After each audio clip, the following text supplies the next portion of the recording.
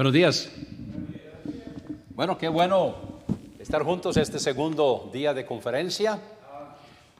Y voy a exponer sobre el comienzo de la iglesia. Gracias. Popularmente se dice, se enseña que la iglesia comenzó en el día de Pentecostés. Eso es lo que se oye por todas partes, que la iglesia comenzó en el día de Pentecostés. Bueno, yo no quiero que nadie se ofenda, pero esa es la enseñanza de la Iglesia Católica, Apostólica y Romana. Y muchos han cogido la idea de ahí. Si la iglesia empezó en Pentecostés, entonces no sería la iglesia de Jesucristo, sería la iglesia del Espíritu Santo. Y Jesucristo hubiera venido y se hubiera ido sin hacer lo que vino a hacer. Además, toda la enseñanza de Jesucristo no sería su iglesia, porque la iglesia no comenzó en Pentecostés. En realidad es fácil, vamos a Hechos capítulo 2, es fácil demostrar que la iglesia no comenzó en Pentecostés.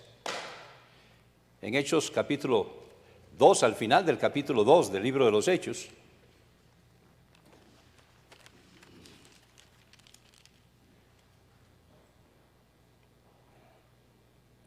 dice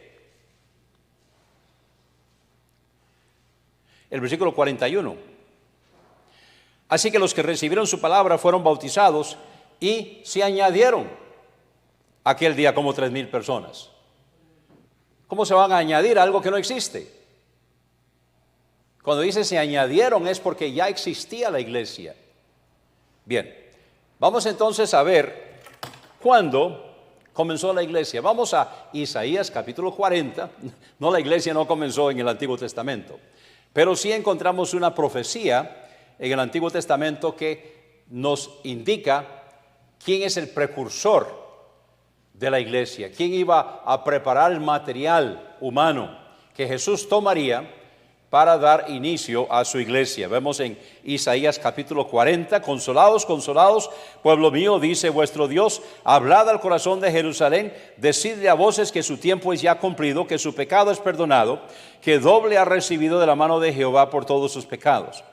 Comenzando en el versículo 3, encontramos que esto está dirigido a una persona que es llamado aquí voz que clama en el desierto. Ahora vamos a ver en un momento quién es la voz que clama en el desierto, pero esto está dirigido a una persona que es llamada aquí voz que clama en el desierto. Y viene un imperativo: preparad camino a Jehová. Es un imperativo. Entonces se le está diciendo a la persona quien es la voz que clama en el desierto: preparad camino a Jehová. Vamos a ver varias cosas aquí. Número uno, que la voz que clama en el desierto iba a preparar camino a Jehová. Ahora, si esto lo encontramos en el Nuevo Testamento y se está refiriendo a Jesucristo, entonces es fácil decir que el Jehová del Antiguo Testamento es el Jesucristo del Nuevo Testamento, ¿no es cierto? Porque aquí dice que es a Jehová y en el Nuevo Testamento dice que es a Jesucristo. Le dice preparad camino a Jehová. Luego viene entonces cómo debe hacerlo: enderezad calzada en la soledad de nuestro Dios, todo valle sea alzado, bájese todo monte y collado, lo torcido se enderece, lo áspero se allane. En otras palabras, por decirlo así en una forma simbólica, está preparándole una supercarretera al Señor. Cuando andaban en caballo, cuando andaban en burro, cuando andaban en mula, cuando andaban tal vez en carreta, en el Antiguo Testamento, está hablando de lo que nosotros conocemos hoy como una supercarretera, como una pista. No se conocían ni siquiera hace 2 siglos, pero aquí está. Y está hablando en una forma simbólica. Lo que está diciendo es de que está preparando todo para que cuando Jesucristo entre, esté preparado para que Él pueda correr con lo que está y pueda hacer su trabajo en 3 años y medio. Versículo 5 dice: se manifestará la gloria de Jehová y toda carne juntamente la verá, porque la boca de Jehová ha hablado. Vamos ahora a Mateo capítulo 3. Vamos a ver quién es la voz que clama en el desierto. Mateo capítulo 3.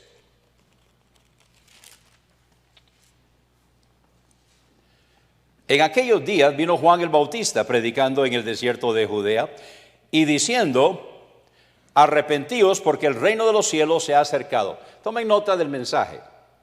Arrepentíos porque el reino de los cielos se ha acercado. El reino de los cielos no es el cielo.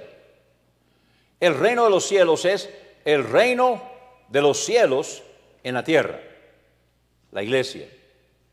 Cuando Jesús comenzó, también Él dijo: el reino de los cielos se ha acercado. Pero hubo un momento en que dijo: el reino de los cielos está entre vosotros. Así que está hablando de la iglesia. Arrepentíos porque el reino de los cielos se ha acercado. Y entonces Él se identifica a sí mismo, pues este es aquel de quien habló el profeta Isaías cuando dijo: voz del que clama en el desierto, preparad el camino del Señor, enderezad sus sendas. Juan el Bautista está declarándose a sí mismo como el cumplimiento de la profecía de Isaías. ¿Y cuál es la encomienda? Prepararle el camino al Señor. Cuando Juan el Bautista comenzó su ministerio, él le llevaba 6 meses de edad a Jesús.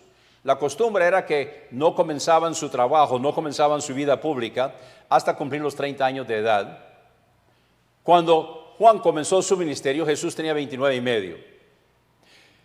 Ya Juan tenía 6 meses de ministerio cuando Jesús llegó donde él. Dice el versículo 13: entonces Jesús vino de Galilea a Juan al Jordán para ser bautizado por él. Versículo 13. Mas Juan se le oponía diciendo: yo necesito ser bautizado por ti, y tú vienes a mí. Ahora ellos eran primos, pero todavía Juan no lo había identificado positivamente. Él va a decir en un momento cómo es que lo identificó positivamente: este es el Cordero de Dios, este es el Hijo de Dios. ¿Cómo es que lo identificó positivamente? Pero aquí él está con un poco de dudas y está diciendo: yo debería ser bautizado por ti y tú vienes a mí. Pero Jesús le respondió: deja ahora, porque así conviene que cumplamos toda justicia. Es decir, este es el plan de Dios, esto es lo que está establecido, vamos a seguir adelante con lo que está, no lo vamos a cambiar. Vamos a ver un momento qué es lo que es establecido por Dios y por qué. Entonces le dejó y después Jesús, después que fue bautizado, subió luego el agua. Y he aquí los cielos le fueron abiertos y vio al Espíritu de Dios que descendía como paloma y venía sobre él. ¿Quién vio? Aquí dice: y vio al Espíritu de Dios que descendía como paloma y venía sobre él. Juan, sí, era Juan el que necesitaba ver eso. Ese testimonio era para Juan y vamos a verlo en un momento. Y hubo una voz de los cielos que decía: este es mi Hijo amado, en quien tengo complacencia. Ahí está la Trinidad. Ahí está la voz del Padre, ahí está el Hijo bautizándose, y ahí está el Espíritu Santo en forma de paloma. Ahí está la Trinidad.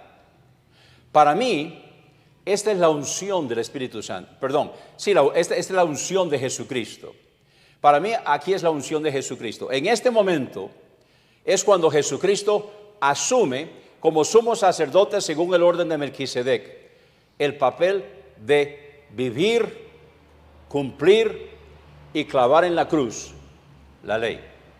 En el Antiguo Testamento, el sumo sacerdote era el representante legal del estado espiritual de la nación de Israel.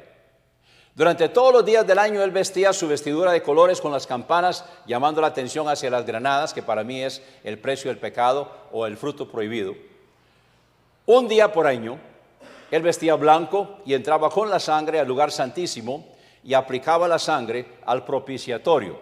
Dentro del arca estaba la ley que había sido quebrantada, y todos los días del año Dios estaba mirando a través de los 2 querubines, los 2 testigos, la ley que había sido quebrantada. Un día por año, a través de la sangre, entonces Israel aparecía sin pecado. Ese día el sumo sacerdote vestía blanco representándolo. El orden levítico llegó hasta Jesucristo. De la perspectiva de Dios, en el momento que Jesucristo fue bautizado, Él asumió como sumo sacerdote según el orden de Melquisedec la ley. De la perspectiva de Dios, Solo él estaba bajo la ley, porque nadie había cumplido la ley. Entonces él vivió la ley, cumplió la ley y la clavó en la cruz del Calvario. Así que para mí aquí está la unción. Recuerde que Mesías y Cristo, Mesías hebreo, Cristo griego, significa el ungido. Y para mí aquí está la unción. Vemos después en el capítulo 4, entonces Jesús fue llevado por el Espíritu al desierto para ser tentado por el diablo. O sea, era necesario de que este Mesías, este ungido, este sumo sacerdote, según el orden de Melquisedec, Dios en la carne, era necesario que él fuera probado. ¿Por qué? Porque el primer Adán no pasó la prueba. Pero ahora Jesucristo, en representación de la raza humana, necesita ser probado. Y necesita entonces pasar la prueba. Y encontramos ahí en el capítulo 4 cómo Jesús fue tentado en las mismas tres áreas en que usted y yo somos tentados. Eso está en 1 de Juan 2:16. Las mismas tres áreas en que Eva fue tentada. Jesús fue tentado. Pasó la prueba. Después que Jesús pasó la prueba, entonces dice el versículo 12 de capítulo 4, cuando Jesús oyó que Juan estaba preso, volvió a Galilea. Pero entre el versículo 11 y el versículo 12 de Mateo capítulo 4 hay un montón de cosas. ¿Cuáles eran esas cosas? Vamos a Juan. Es interesante que el propósito del Evangelio de Juan es demostrar que Jesucristo es Dios en la carne. Pero es Juan el que nos arroja más luz acerca del comienzo de la iglesia. Es Juan el que nos arroja más luz sobre el ministerio de Juan el Bautista y el testimonio de Juan el Bautista. Juan comienza su evangelio. En el principio era el verbo, y el verbo era con Dios, y el verbo era Dios. Este era en el principio con Dios. Todas las cosas por él fueron hechas, y sin él nada de lo que ha sido hecho fue hecho. En él estaba la vida, y la vida era la luz de los hombres. La luz en las tinieblas resplandece, y las tinieblas no prevalecieron contra ella. Está hablando de el verbo. Luego este verbo se hace carne. Pero vemos entonces en el versículo 6, estamos en Juan 1:6. Hubo un hombre enviado de Dios, el cual se llamaba Juan. Ahora, cuando Juan habla de Juan por nombre, está hablando de Juan el Bautista. Porque cuando Juan habla de sí mismo, es diferente. Entonces aquí está hablando de Juan el Bautista. Y dice, este vino por testimonio, para que diese testimonio de la luz, a fin de que todos creyesen por él. Recuerden que es la voz que clama en el desierto. Él está preparando el camino al Señor y él está dando testimonio para que todos puedan creer en Jesucristo a través del testimonio de Juan el Bautista. No era él la luz, sino para que diese testimonio de la luz. Aquella luz verdadera que alumbra a todo hombre venía a este mundo. En el mundo estaba y el mundo por él fue hecho, pero el mundo no lo conoció. A los suyos vino, los suyos no lo recibieron, mas a todos los que lo recibieron, a los que creen en su nombre, les dio potestad de ser hechos hijos de Dios, los cuales no son engendrados de sangre, ni de voluntad de carne, ni de voluntad de varón, sino de Dios. Y aquel verbo fue hecho carne y habitó entre nosotros. La palabra habitó es una residencia temporal. Es como que cogiéramos la palabra tabernáculo y lo hiciéramos en un verbo. ¿Por qué? Porque Jesucristo no vino para quedarse. Jesucristo vino para estar un tiempo, cumplir su trabajo e irse. Entonces, habitó entre nosotros. Durante ese tiempo, dice Juan, vimos su gloria, gloria como del unigénito del Padre, lleno de gracia y de verdad. Sigamos leyendo. Y es bueno que ustedes estén ahí con la Biblia abierta en Juan. Versículo 15. Juan el Bautista, dio testimonio de él, del verbo Jesucristo, y clamó diciendo, este es de quien yo decía, el que viene después de mí es antes de mí porque era primero que yo. Muy bien, ubiquémonos. Jesucristo es bautizado por Juan, es llevado al desierto, es tentado, pasa la prueba y regresa donde Juan. Ya Juan tiene 6 meses de estar predicando, ya Juan tiene un seguimiento. La Biblia dice que toda Judea y Galilea salía a él, y muchos eran bautizados. Entonces ya había un seguimiento. En el momento del versículo 15, cuando Juan dice, este es, ahí estaba Jesús en su medio. Este es de quien yo decía, el que viene después de mí, es antes de mí, porque era primero que yo. Porque de su plenitud tomamos todos y gracia sobre gracia. Pues la ley por medio de Moisés fue dada, pero la gracia y la verdad vinieron por medio de Jesucristo. Cuando dice gracia sobre gracia, está hablando de la gracia del Antiguo Testamento versus la gracia del Nuevo Testamento. Alguien dirá, pero yo no sabía que el Antiguo Testamento, la ley era por gracia. Sí, claro. Yo antes creía, yo no sé, ¿cuántos de ustedes creían? Tal vez alguno todavía cree que en el Antiguo Testamento la salvación era por obras y que ahora es por gracia. ¿Alguien creía o cree eso? Yo sí, yo creía eso. Yo creía que el Antiguo Testamento era por obras y que ahora es por gracia. No, nunca ha sido por obras, siempre ha sido por gracia. Y es por eso que Juan dice gracia sobre gracia. La gracia de la ley, que la ley, el propósito era demostrar que eran pecadores. La ley nunca salvó a nadie, la ley condenaba. Entonces por gracia eran salvos cuando creían en el Jesucristo que estaba siendo retratado a través de los tipos y a través de las ofrendas y los sacrificios que ellos presentaban. Versículo 17, pues la ley por medio de Moisés fue dada, pero la gracia y la verdad vinieron por medio de Jesucristo. Aquí está Juan el Bautista dando testimonio que Jesucristo es el cumplimiento de la ley. Jesucristo es aquel de quien la ley está hablando. A Dios nadie lo vio jamás. El unigénito Hijo que está en el seno del Padre, Él lo ha dado a conocer. Todo esto está hablando Juan de Jesús que está ahí. Versículo 19. Este es el testimonio de Juan. Cuando los judíos enviaron de Jerusalén sacerdotes y levitas para que le preguntasen, ¿tú quién eres? Confesó y no negó, sino confesó, yo no soy el Cristo. Y le preguntaron, ¿qué pues? ¿Eres tú Elías? Dijo, no. ¿Eres tú el profeta? No. Pues ¿quién eres? Para que demos respuesta a los que nos enviaron. ¿Qué dices de ti mismo? Entonces aquí dijo, yo soy la voz de uno que clama en el desierto. Enderezad el camino del Señor, como dijo el profeta Isaías. Y los que habían sido enviados eran de los fariseos. Y le preguntaron y le dijeron, ¿por qué pues bautizas si tú no eres el Cristo, ni Elías, ni el profeta? Es importante entender la pregunta. La pregunta es, ¿con qué autoridad? ¿Quién te mandó? ¿Quién te envió? ¿Cuáles son tus credenciales? Es lo que le están preguntando. Y Juan va a contestar. Juan le respondió diciendo, yo bautizo con agua, mas en medio de vosotros, ahí estaba Jesús, está uno a quien vosotros no conocéis.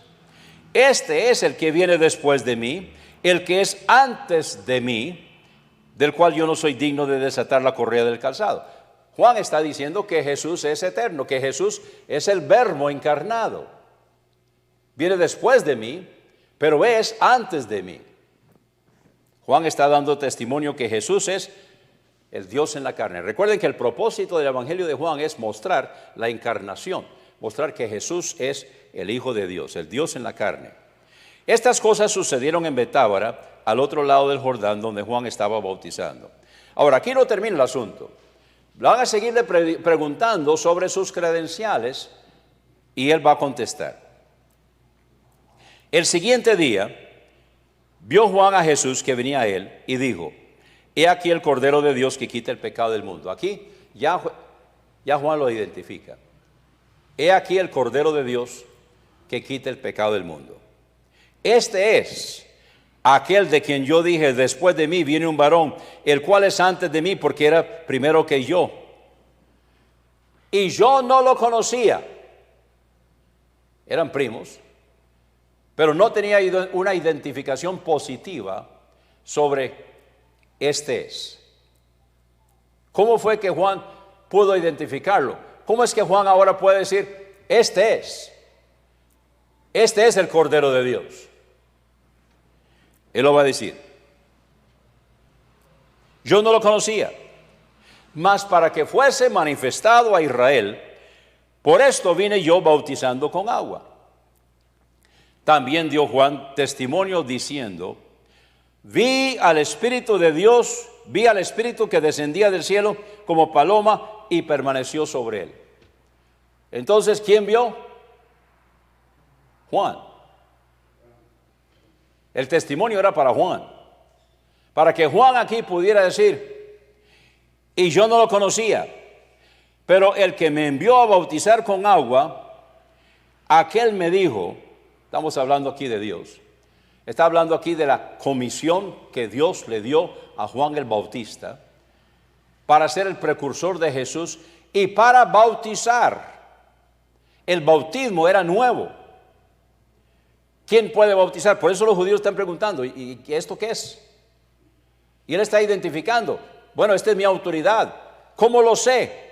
Yo no lo conocía, pero el que me envió a bautizar con agua, aquel me dijo, sobre quien veas descender el Espíritu y que permanece sobre él, ese es el que bautiza con el Espíritu Santo.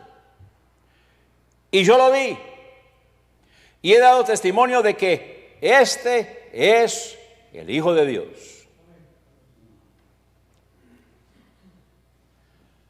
En Juan capítulo 1, en el versículo 29, al comienzo del ministerio de Jesús, cuando Jesús fue bautizado, fue llevado al desierto por 40 días, pasó la prueba, ahora regresa donde Juan.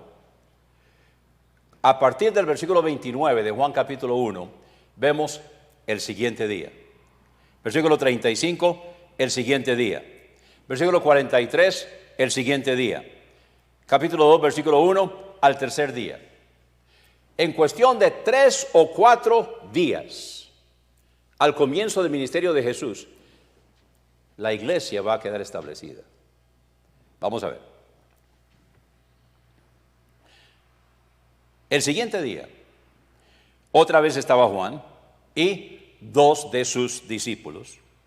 Y mirando a Jesús que andaba por ahí, dijo, he aquí el Cordero de Dios. Lo oyeron hablar los 2 discípulos y siguieron a Jesús. Esto es lo que Juan quería. Juan viene identificando a Jesús, este es.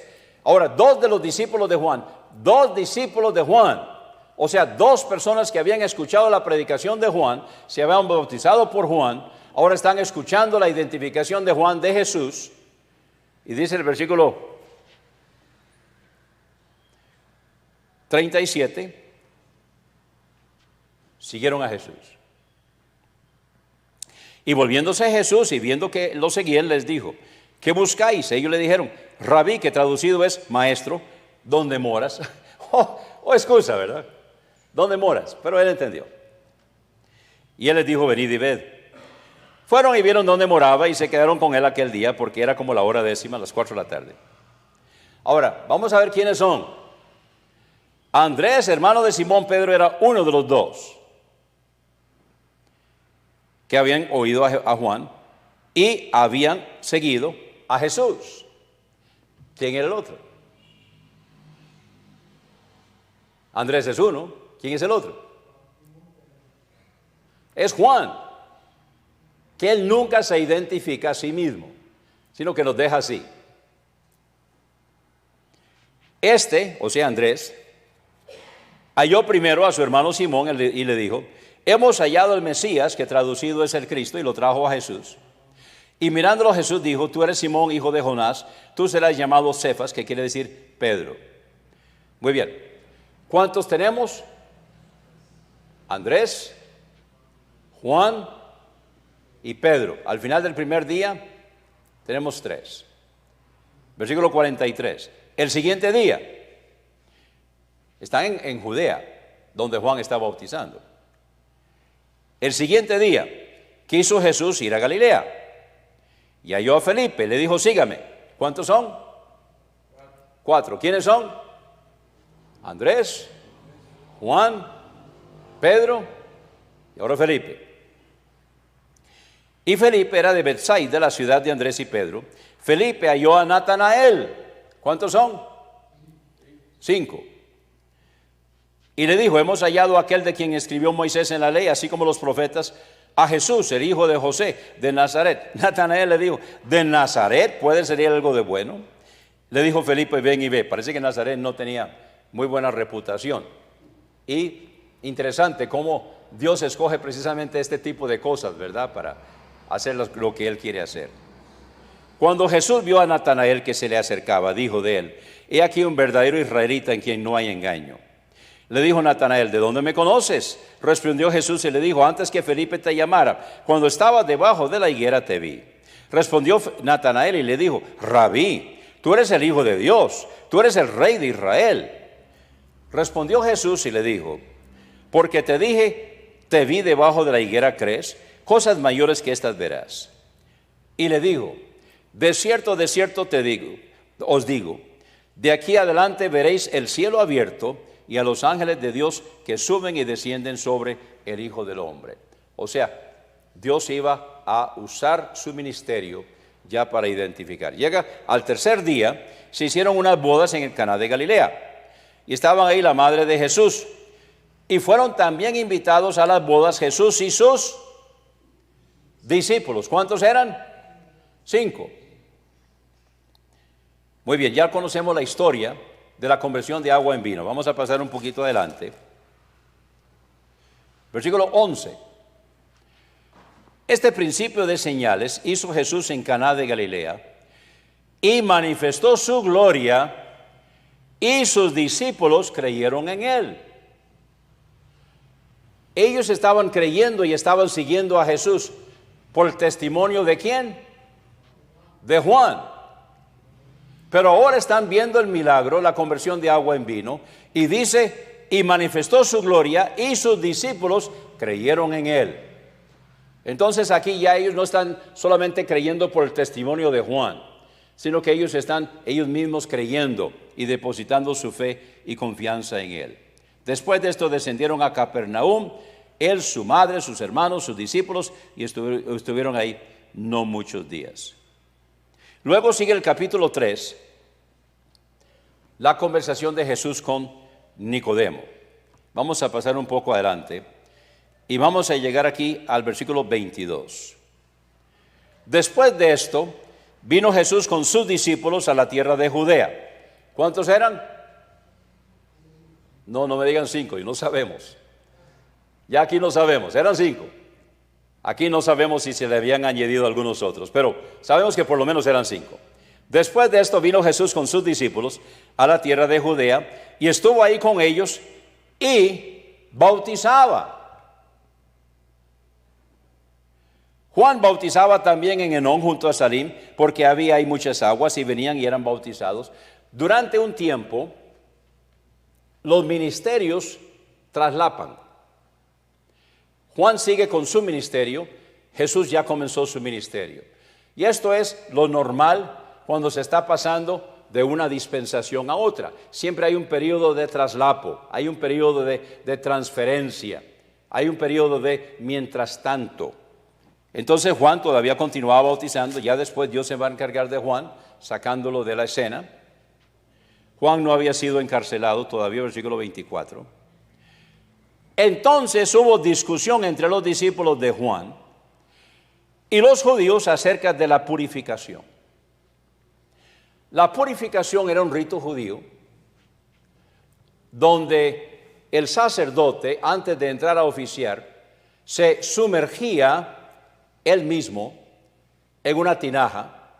Si ustedes vuelven a leer el capítulo 2, van a ver que las tinajas que Jesús convirtió del agua en vino eran precisamente esas tinajas que se usaban en el rito de la purificación. O sea, imagínense el montón. Eran tinajas de piedra grandes, donde la persona se metía y se sumergía. Ellos están pensando, están identificando en su mente el bautismo con la purificación. Entonces hay una controversia aquí. Y vinieron a Juan y le dijeron, Rabí, mira que el que estaba contigo al otro lado del Jordán, de quien tú diste testimonio, bautiza y todos vienen a Él. O sea, ay muchacho, ¿qué te pasó? Te dejaste serruchar el piso. Ya la gente no viene de donde vos, ahora van donde Él. Qué tirada, ¿qué te pasó? Vamos a ver qué dice Juan. Respondió Juan, versículo 27.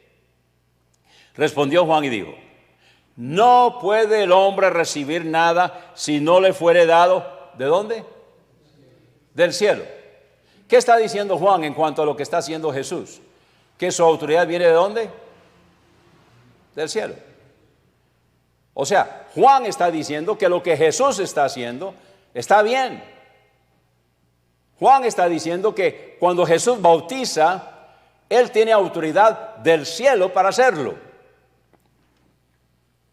Vosotros mismos me sois testigos de que dije: yo no soy el Cristo, sino que soy enviado delante de Él. El que tiene la esposa es el esposo, mas el amigo del esposo que está a su lado y le oye, se goza grandemente de la voz del esposo. Así pues, mi gozo está cumplido. Es necesario que él crezca, pero que yo mengüe. Voy a explicar en cuanto al amigo del esposo. Nosotros le llamamos ahora el mejor amigo. El amigo del esposo, el mejor amigo, ahora cogemos a uno de los amigos y lo ponemos del mejor amigo en la boda. Pero en realidad, el mejor amigo es aquel que conoce a la muchacha, conoce al muchacho, los presenta y ellos se casan. Ese es el mejor amigo. Y este es Juan el Bautista. Juan el Bautista es el mejor amigo. Juan el Bautista está presentando al novio y a la novia. Juan el Bautista está presentando a la iglesia con Jesucristo. Y él dice: el que tiene la esposa es el esposo, mas el amigo del esposo que está a su lado y le oye, se goza grandemente de la voz del esposo. Así pues, mi gozo está cumplido. Ya yo cumplí, ya yo hice mi trabajo, ya yo presenté a la novia con el novio. Es necesario que yo crezca,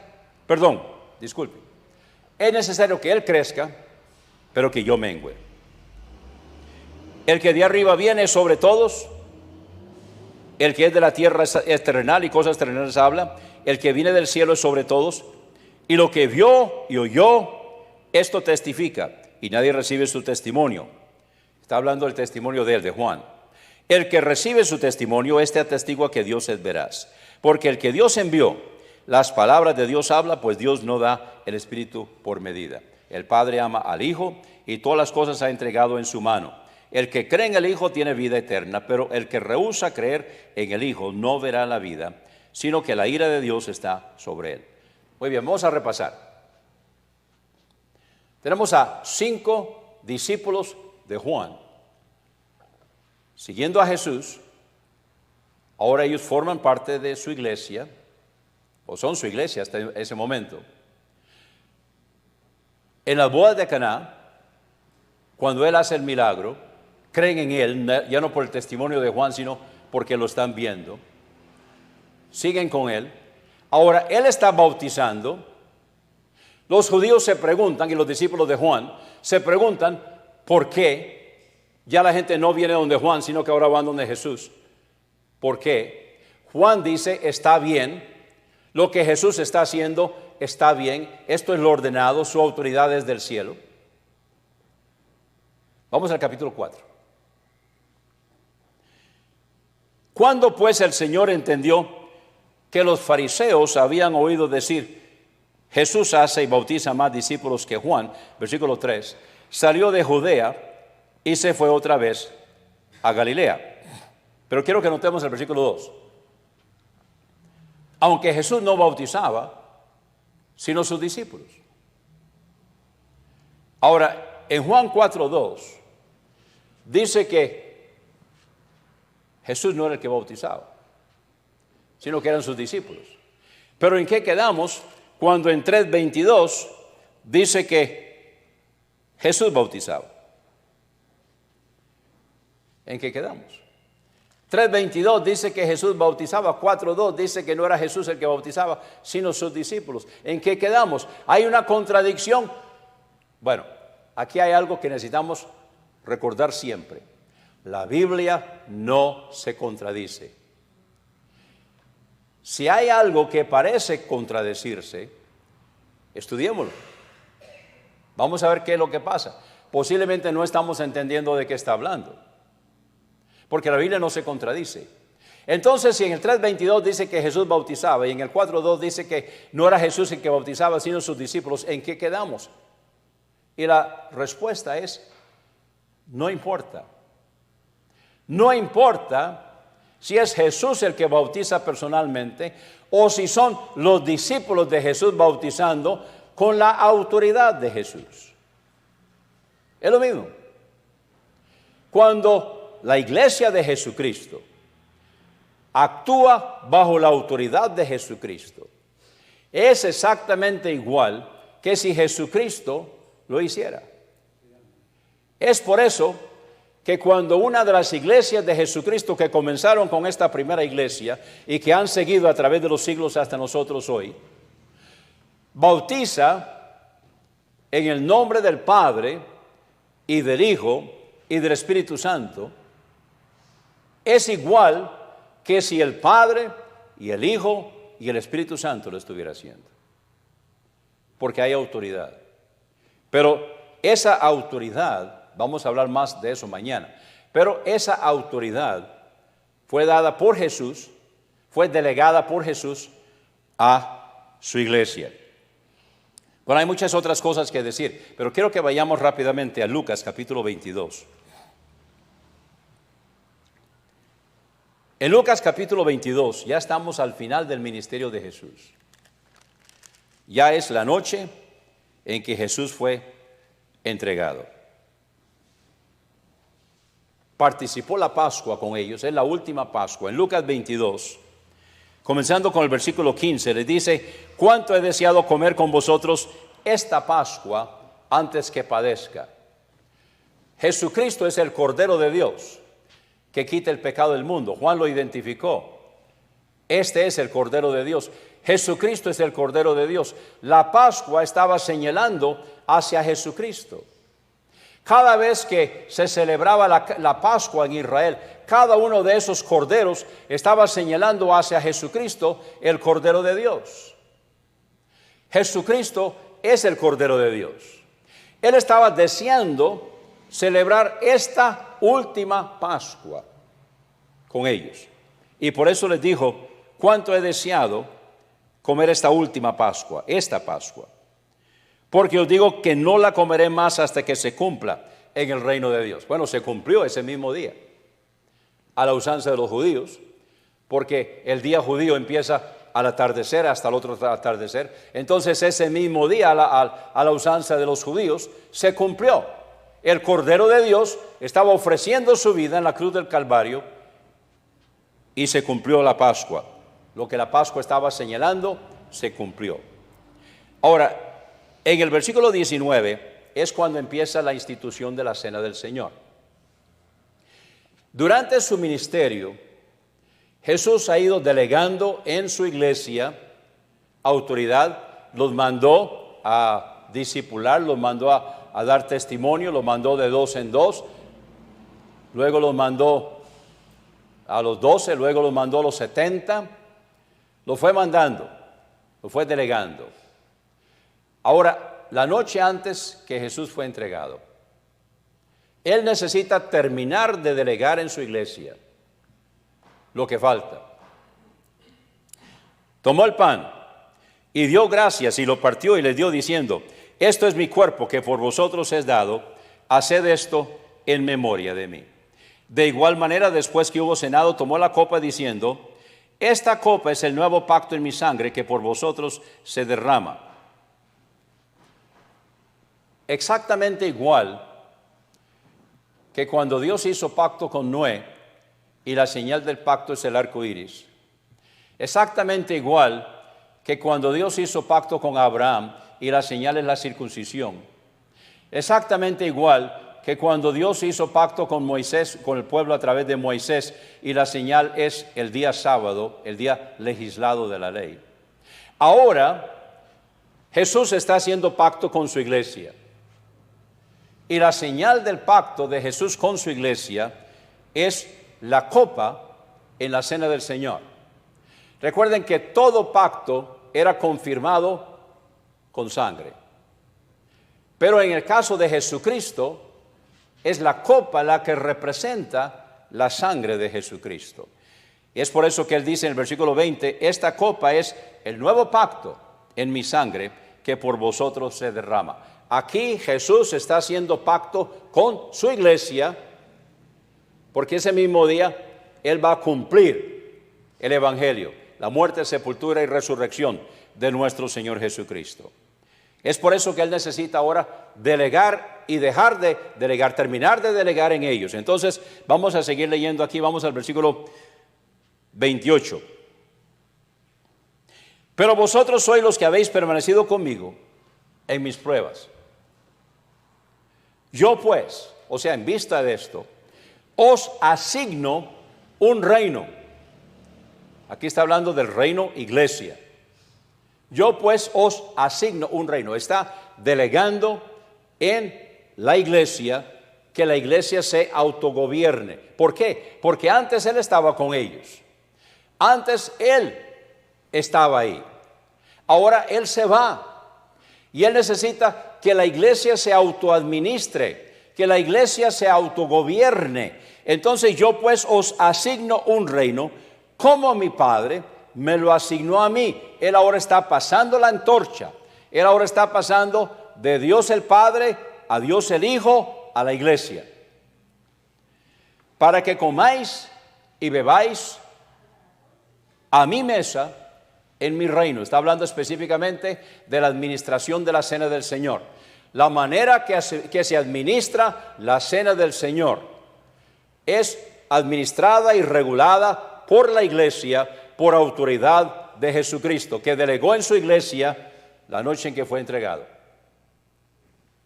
Lo que dice después es, y os sentéis en tronos juzgando las 12 tribus de Israel. Eso se refiere específicamente a los 12 discípulos o los 12 apóstoles. Repasemos. Yo pues os asigno un reino, como mi Padre me lo asignó a mí, para que comáis y bebáis a mi mesa en mi reino. Está delegando en la iglesia la autoridad de administrar la cena del Señor. Es la mesa del Señor en el reino del Señor. Es por eso que nosotros no tenemos libertad de hacer otra cosa con la cena, sino que nosotros somos invitados. Y los únicos que pueden hacerlo son los miembros de la iglesia, porque fue a ellos a quien Jesús les delegó la autoridad. Vamos a ver más en cuanto a eso mañana. Voy a parar aquí. Si quedan preguntas, podemos considerarlas, aunque ya me están diciendo que es hora de ir abajo, pero podemos dar un poco de tiempo rapidito. Entonces, ya para repasar. Juan el Bautista da testimonio de Jesús. Comienza su ministerio. El mensaje de él es: arrepentidos porque el reino de los cielos se ha acercado. Cuando Jesús viene y se bautiza por él, va al desierto, es tentado, regresa. Jesús entonces está ahí en medio de la congregación de Juan, y Juan comienza a decir: este es, está en medio de vosotros. 2 de los discípulos de Juan siguen a Jesús, Andrés y Juan. Encuentran a Pedro, Andrés encuentra a Pedro, 3. Luego encuentran a Felipe, 4. Luego encuentran a Natanael, 5. Esos 5 entonces ven cuando Jesús convierte el agua en vino, y por eso ellos creen en él, ya no por el testimonio de Juan, sino porque ellos lo están viendo. Él comienza a delegar en su iglesia autoridad. Primero él bautiza, y Juan el Bautista dice que él tiene autoridad del cielo para hacerlo. Ahora él delega en su iglesia autoridad, y sus discípulos comienzan a bautizar. Ahora, en la noche en que fue entregado, está terminando de delegar en su iglesia la autoridad ahora para la administración de la cena del Señor y la administración de la iglesia como el reino de Dios es sobre la tierra. ¿Está bien? Muy bien, si hay preguntas necesitamos un micrófono acá.